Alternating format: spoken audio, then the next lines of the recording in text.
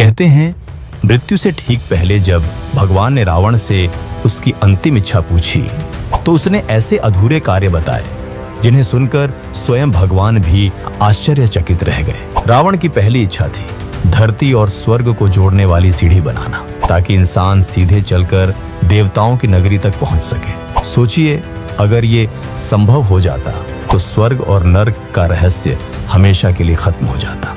दूसरी इच्छा, वह चाहता था कि कोई भी बच्चा अपने पिता से पहले न मरे। रावण के अनुसार यह दुनिया का सबसे बड़ा अन्याय है। उसकी इच्छा थी मृत्यु को एक नए नियम से बांध देना। तीसरी इच्छा, उसने सोचा था मनुष्य मृत्यु के समय खुद अपने पाप पुण्य देख सके। इसके लिए वह एक अद्भुत यंत्र बनाना चाहता था जिससे यमराज के दूतों की जरूरत ही खत्म हो जाती और इंसान खुद जान पाता कि उसे स्वर्ग मिलेगा या नर्क। चौथी इच्छा, रावण की नजर सिर्फ मानव जीवन पर ही नहीं बल्कि प्रकृति पर भी।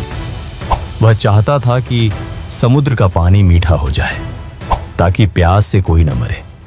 सोचिए, आज अगर समुद्र मीठे होते तो पूरी दुनिया कैसी होती। पांचवी इच्छा, उसकी एक और इच्छा थी चांद को उसके काले धब्बों से मुक्त करना। वह चाहता था कि चंद्रमा श्वेत और निर्मल हो जाए, एक ऐसा प्रकाश जो अंधकार को पूरी तरह मिटा दे।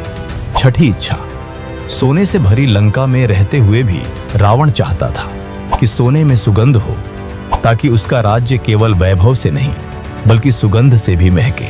सातवीं इच्छा, उसने सोचा था बलि राजा को मुक्त करने का, वही बलि जिसे वामन अवतार ने पाताल में भेज दिया था।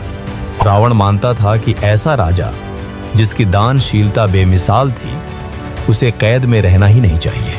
आठवीं और सबसे अद्भुत इच्छा, रावण चाहता था कि पृथ्वी का भार उठाने वाले शेषनाग को मुक्त कर दे। उसने सोचा था इंद्र के वज्र और पृथ्वी के लोहे को मिलाकर एक अखंड खंभा बनाएगा जो सृष्टि का बोझ संभाले ताकि शेषनाग विश्राम कर सके।